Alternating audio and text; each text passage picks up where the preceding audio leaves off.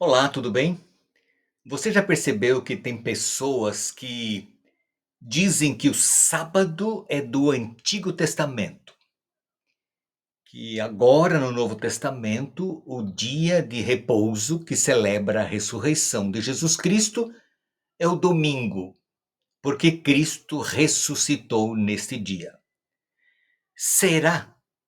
O que o Novo Testamento, a escritura escrita depois de Cristo ter morrido, ascendido ao céu, nos fala de forma até direta, mas na maioria das vezes indireta, sobre a observância do sábado entre o povo de Deus. Vamos dar uma olhadinha? Jesus foi a Nazaré, onde havia sido criado, e num sábado, diz Lucas capítulo 4, verso 16, ele entrou na sinagoga, como era seu costume, levantou-se para ler. Jesus foi à sinagoga no sábado porque este era o seu costume. O Senhor Jesus observava o sábado. Em Lucas 23, fazendo referência ao dia em que Jesus morreu, as Escrituras dizem que era o dia da preparação. Sexta-feira é o dia de preparação para o sábado. E o sábado estava para começar, porque o sábado começa no pôr do sol de sexta-feira. As mulheres que tinham vindo com Jesus desde Galiléia seguiram José e viram o túmulo e como o corpo foi ali colocado. Então se retiraram para preparar óleos aromáticos e perfumes, e no sábado descansaram segundo o mandamento. Que mulheres? As mulheres que tinham seguido Jesus como discípulas de Cristo. Elas descansaram no sábado segundo o mandamento.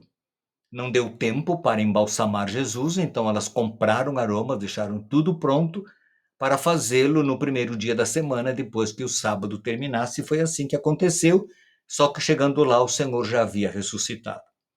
No primeiro dia da semana, olha aqui, ó, alta madrugada, as mulheres foram ao túmulo, depois de terem observado o sábado. Elas não transgrediram o sábado para ungir o corpo de Jesus.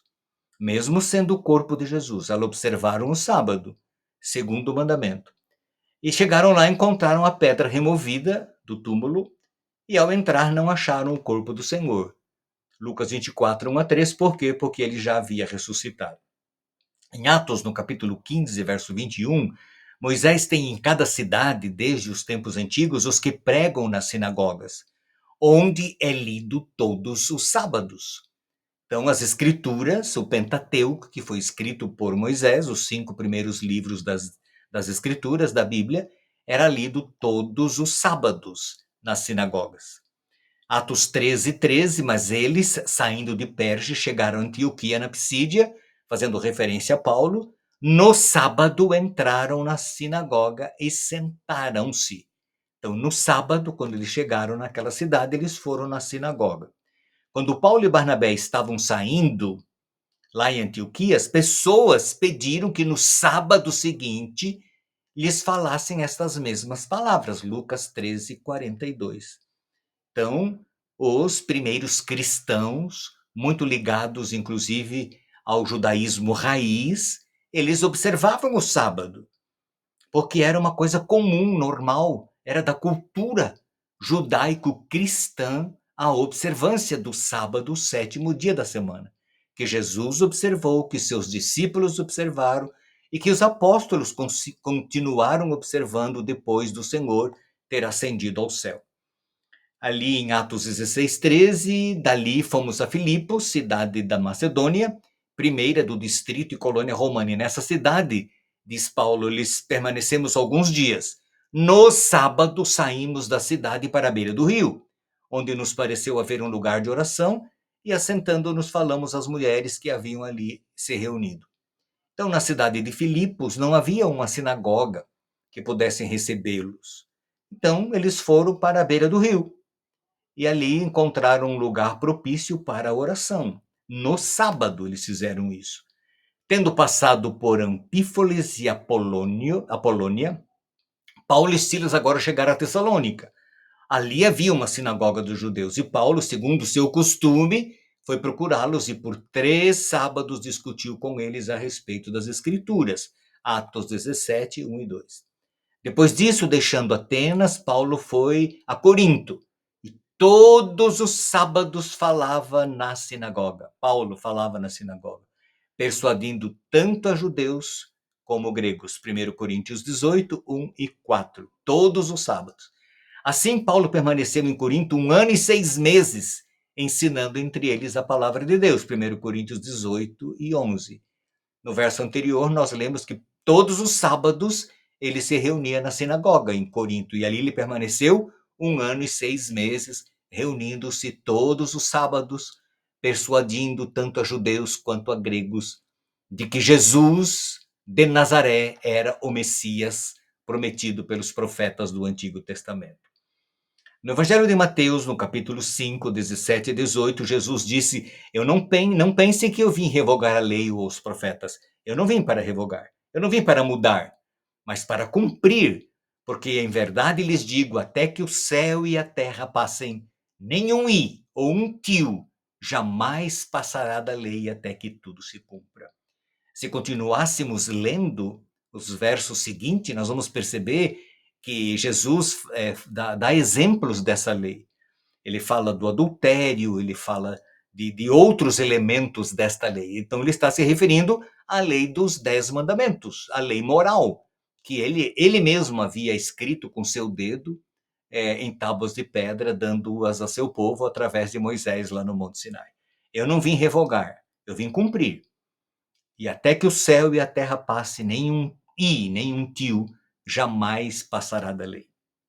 E ele continua dizendo: aqueles que desrespeitaram destes mandamentos, ainda que dos menores, e ensinar os outros a fazer o mesmo, será considerado mínimo no reino dos céus. Aquele, porém, que os observar e ensinar, esse será considerado grande no reino do céu. Jesus está deixando claro a validade dos mandamentos de sua lei, que inclui o 4º mandamento, que nos manda observar o sábado. Então, no Novo Testamento fica evidente a prática de se observar o sábado, desde Jesus, seus discípulos. Depois que ele morreu, eles continuaram guardando o sábado. Os apóstolos, quando foram pregar, eles continuaram guardando o sábado. 20, 30 anos depois de Jesus ter ascendido ao céu. Em nenhum momento Jesus falou, ou os discípulos e os apóstolos disseram que agora nós estamos observando o primeiro dia da semana, o domingo, em celebração à morte de Jesus. Em nenhum momento eles continuaram guardando o sábado. Muitos críticos da Bíblia dizem que o sábado é do Antigo Testamento, mas as evidências do Novo Testamento dizem o contrário. A prática e a observância do sábado é bem explícita em todas as Escrituras, sobretudo no Novo Testamento. Guardar o sábado ou não guardar o sábado é uma opção de cada pessoa. Cada pessoa aceita ou não a palavra de Deus. O problema é quando muitos, não querendo observar o sábado, tentam ir às Escrituras para justificar a não aceitabilidade do sábado como o dia do Senhor. E aí está a falácia, aí está o engano. Tal pessoa está enganando-se a si mesmo. Não incorra neste erro. Aceite a palavra de Deus, tal como ela é. Aceite as orientações de Deus. É desafiador, às vezes pode parecer, mas vale a pena fazer aquilo que Deus quer. E fazer aquilo que Deus quer implica em adorá-lo, reverenciá-lo, em santificar e observar o 4º mandamento da lei de Deus, que diz: lembra-te do dia do sábado para o santificar. Que Deus abençoe você e a mim também, a vivermos esta realidade em Cristo Jesus. Amém.